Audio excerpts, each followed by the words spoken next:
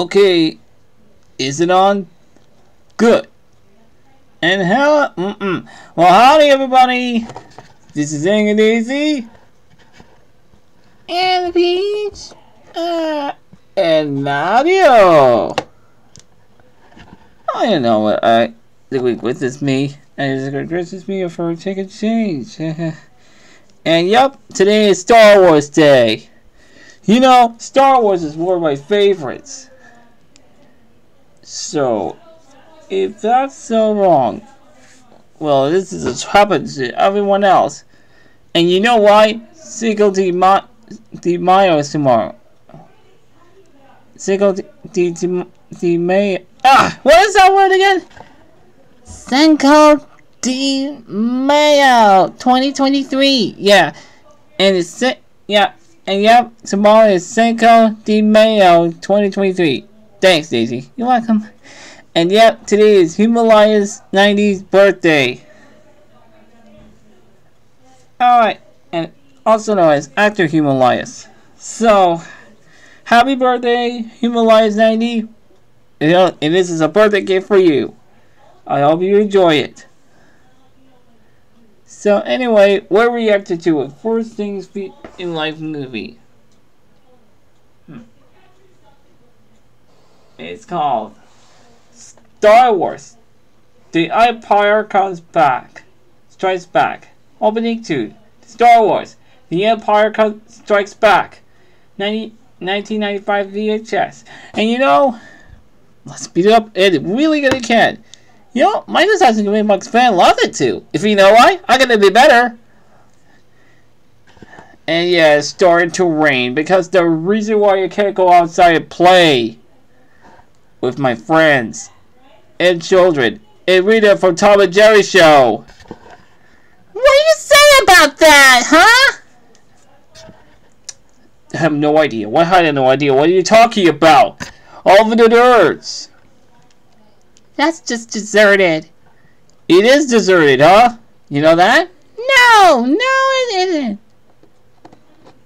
I know, in the bathroom, alright. Exactly. I don't like your hateful comments now. Yeah, I know that. But anyways, I don't know about that. With that being said, let's begin on the show. Action. Ooh. Will you see that? For those who remember, for those who will never forget, and for a whole new generation who will experience it for the very first time.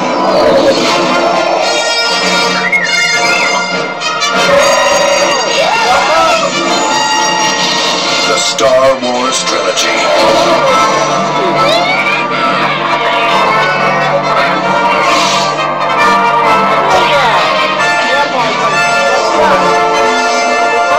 3 timeless adventures that changed movie making forever.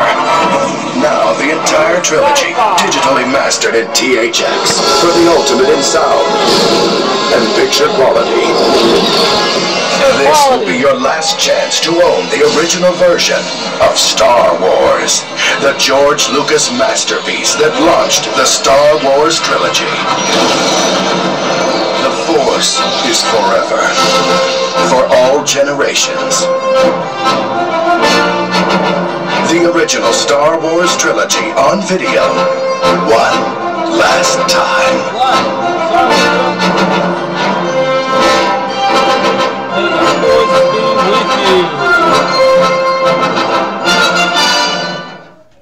Oh boy. Oh look, George Lucas. He's going to interview. Hello, I'm Leonard Maltin. When you've made a film that is not only extraordinarily successful, but has embedded itself in our popular culture, well, that's a tough act to follow. But George Lucas managed to pull it off. After Star Wars came The Empire Strikes Back. A totally successful film in its own right, as well as one of the most popular sequels ever made. And he's here today to tell us a little about the genesis of that film and its place in the Star Wars trilogy. Thanks for being here, George. Thank you. Star Wars has come out. A success, I think it's fair to say, beyond your expectations. Yeah, definitely. At what point did you receive a commitment or an urging to do a sequel? And did you immediately say yes, or was there any hesitation on your part to do it? Well, it didn't really happen that way, because what I did when I was writing it, I wrote one movie, and then I couldn't do the whole movie, because it was way too big. The first draft was, it had too much stuff in it, it was way too big, it couldn't possibly be done. So I took a deep breath and said, okay, I'm going to have to take all these great ideas, and that part I'm just going to have to cut out, and I'll just do what was then really the first act, and I'll expand this and make this into a movie. So I did that, but then as a writer, you create this whole thing, and it's, sitting there on the shelf. So as soon as the film was successful, there wasn't any question in my mind that I would immediately go on and do the rest of them so I could finish it. What to you is the biggest difference, overall difference, between film number 1 and film number 2? Well, the biggest problem I was grappling with in film number 2 is the fact that it's the middle act of a 3-act play. Now, some people find it a darker film than the first. It is a darker film because in the first act you introduce everybody. The second act you put them in the worst possible position they can ever get into in their lives, and it's everything, and they're in a black hole, never able to get out. And in the third act they get out. That's just, again, that's drama. That's the way it works. You don't have an exuberant, happy second act. What was the biggest technological advance between the making of 1 and the making of 2? Well, there wasn't really too much of a technological. We refined what we had primarily, but there wasn't any giant technology. The major technological break was in 1, and that was using motion control cameras and that sort of thing to allow the ships to be able to move freely and that sort of thing. That was the big advance. Everything after that was we were able to do more stop motion. I was able to do a lot more things. They weren't really technological advances, but I was able to get a lot more into stop motion, which I couldn't do before, and generally have a bigger scope to things than I could do before. So, the first film was a technological challenge to get ships to fly in space with a lot of that movement. The second one was to do a stop motion movie. Stop motion movie. How did you choose or get together with Frank Oz to be Yoda? When I created Yoda, I said I want him to be really, really small. Frank Oz. But not, 6 feet long, about 18 inches, 2 feet high. And to do that, I said, well, what am I going to do, and how am I going to get a character, and what am I going to do? Whenever I'm creating one of these films, I have my imagination. If I were a novelist, I could just write it, and I wouldn't have to think about it. Frank Oz. I write it, and I say, well, I know Frank Oz. Frank Oz is a big piggy. And I decided to do it as a puppet. I thought that was the best. And so I think he retires. Do you want to do this? Because I already asked Jim to do it first, and he said, well, I'm busy, I'm doing this, I'm doing that, and I'm making a movie and all, and I really can't, but how about, Frank? Frank's the other half of me and everything. And I said, well, that'd be fantastic. It's an extraordinary creation. I think it was exciting for everybody because it was the idea of taking, and Jim was very interested in doing realistic characters that weren't really Muppets. And so we all really worked together on it. Tell me about how you first met and worked with John Williams. I had known Steven Spielberg for a long time up to this point, and we were talking about the film real early on when I was writing the script, and I said, I want a classical score. I want the corn gold kind of feel about this thing. It's an old-fashioned kind of movie. I know. And I want that grand soundtrack that you used to have on movies. And he said, the guy you got to talk to is John Williams. He did Jaws. I love him. He's the greatest composer ever lived. You got to talk to him.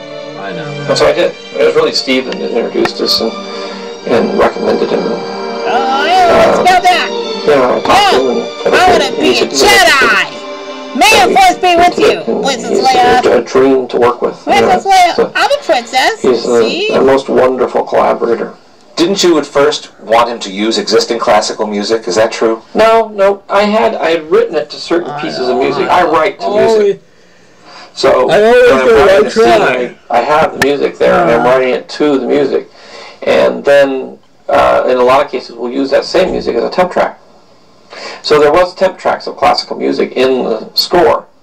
And with Johnny, you can say, look, I want something that feels exactly like this. No, you understand the emotion here and the emotion there and what's going on. He said, yeah.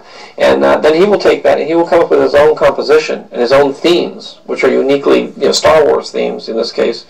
But he'll give it that same emotional thrust that was in the classical piece. He knows exactly what I'm talking about, and he's really conscientious in trying to get the director's vision on the screen. What kind of feedback did you get to that incredible climactic scene in Empire when we all learn who Darth Vader really is? I was nervous about it, but in the end, I didn't get much reaction out of it. I mean, people, were curious about whether it was true or not, and I purposely left it so that it would be ambiguous, so that you wouldn't really know, and people would sort of debate it for the next 2 more years or more. I wanted people to sort of debate whether it's true or not true, or sort of thing. Well, George, as you know, people are just nuts for these movies, and to learn so much about them and what went into them and what inspired you is a real treat. No, thank you. It's fun. I hope that people continue to enjoy the films because it's nice to think of them as being timeless. Nobody wants masters. Look for more of this exclusive interviews on Star Wars News.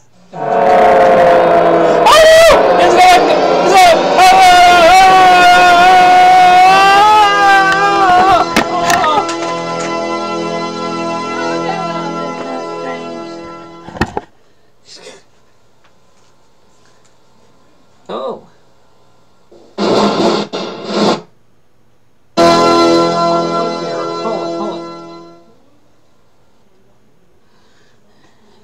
Hey, are you okay? Hey, are you okay?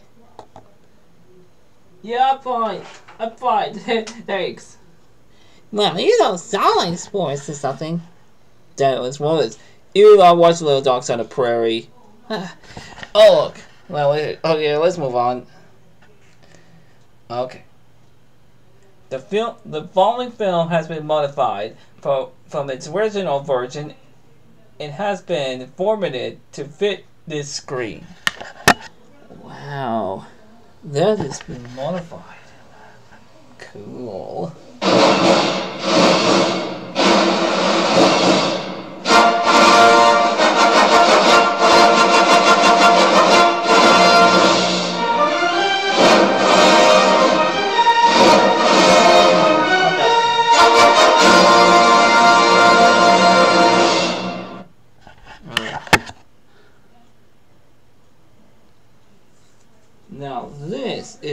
Now this is awesome. And you know why? Huh? Well, that was perfect. And you know what that means? To get s'mores? No! Having fun with you fans! I love it as well. Well, I was a rap of Star Wars, it just isn't. Yeah! And Star Wars Young Jedi Adventures is now on DC Junior. Yeah! And remember, kids, if you want to watch Star Wars Young Jedi Adventures on DC Junior, just go watch it and have fun, okay? Good. Well, let's go have the Star Wars Day. So when has to go have a Star Wars Day meal, huh? Except that this baby fox is where the code to be for. Yeah. And what are these doing? Oh! That's a beaver.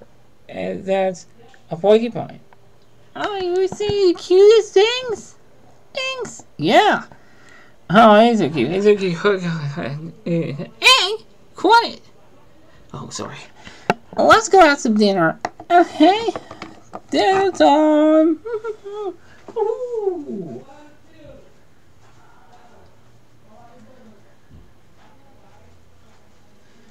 Hey, Ma! Hey, what up, guys? Okay. So anyways, that wraps up for opening to Star Wars.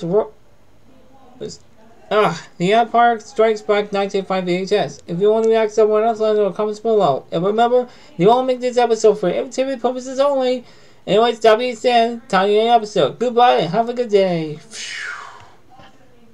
Bye.